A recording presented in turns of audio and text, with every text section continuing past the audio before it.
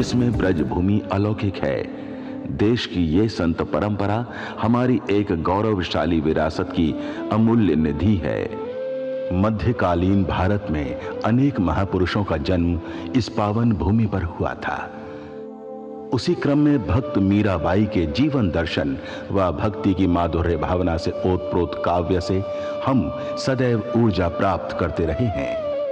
आज से 525 साल पहले मारवाड़ रियासत के गांव कुड़की में सन 1498 ईस्वी में मीरा जी का जन्म हुआ।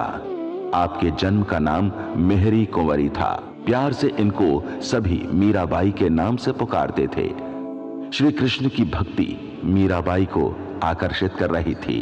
मेरे तो गिरधर गोपाल दूसरो न कोई, यही साधना और तपस्या की भावना मीराबाई को वृंदावन की ओर आकर्षित करती रही। आलिरी मोहे लागे वृंदावन नी को, घर घर तुलसी ठाकुर सेवा, दर्शन गोविंद जी को, निर्मल नीर बहत यमुना को, भोजन दूध दही को, आलिरी मोहे लागे वृंदावन नी को। उनका कृष्ण प्रेम विरह भाव में अश्रुपात आदि को देखकर वृंदावन के नर नारी समझने लगे कि भगवान श्री कृष्ण की वो परम भक्त हैं। आज भी प्रभु श्री कृष्ण के भक्तों में मीराबाई का स्थान सर्वोपरि है। मीराबाई ने वृंदावन के गोविंद बाग में जिस स्थान को अपनी साधना के लिए चुना था, आज उस स्थान पर मीराबाई का मंदिर सुशोभित है। इस मंदिर में प्रभु विग्रह के दाहिनी दिशा में मीराबाई की भजन कुटीर है। इस पावन स्थली में प्रवेश करते ही अलौकिक भाव स्वतः स्फूर्त होता है। रैदास जी के प्रति उनका आदरणीय भाव था।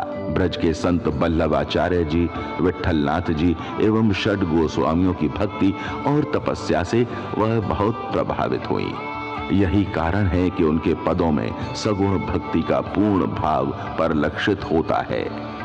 वृंदावन में भगवत भक्ति की प्राप्ति के लिए वह नियमित यमुना में स्नान करने के बाद निधिवन, सेवा कुंज, ब्रह्म कुंड, राधा वल्लभ जी आदि मंदिरों में भगवान के दर्शन कर नए नए पदों का गायन करते हुए भाव विभोर होकर नृत्य करती थी।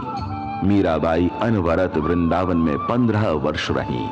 वह वर्ष 1546 ईस्वी में द्वारिका चली गई, जहां रणछोड़ दास जी की भक्ति में वो सदैव के लिए विलय हो गई। मीराबाई जी अहिंसा और सहिष्णुता के भाव के साथ पूरी निष्ठा से अपने प्रभु श्री कृष्ण की अटूट भक्ति के मार्ग पर जीवन भर चलती रहीं। प्रभु प्रेम और भक्ति की पराकाष्ठा को छूने वाली संत मीराबाई जी का संपूर्ण जीवन, उनके भक्ति गीत और आदर्श सभी को अपने आराध्य के लिए समर्पित होने और प्रेम व करुणा के भाव के साथ सबके कल्याण का संदेश देते हैं।